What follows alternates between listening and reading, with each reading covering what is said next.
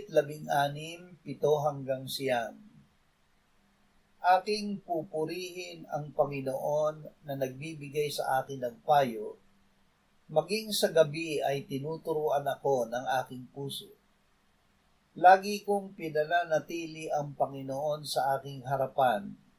Hindi ako matitinag sapagkat siya ay nasa aking kanan. Kaya't ang aking puso ay masaya at nagagalak ang aking kaluluwa. Ang aking namang katawan ay tatahang payapa. Magsanay sa presensya ng Diyos.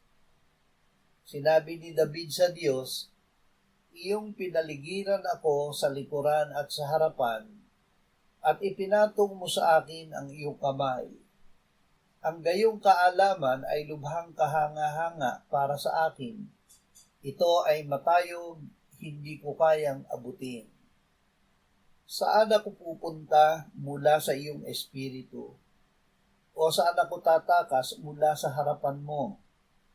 Kung ako'y umakyat sa langit, ikaw ay naroon.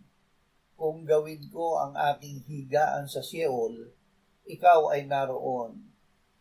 Kung aking kunin ang mga pakpak ng umaga at sa mga pinakadulong bahagi ng dagat ako'y tumira, doon may papatnubayan ako ng iyong kamay at hahawakan ako ng iyong kanang kamay.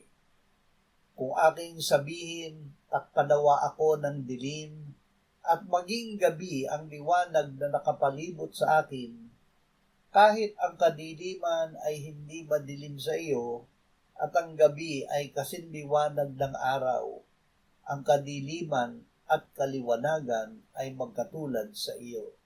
Ay pagsubok pa sa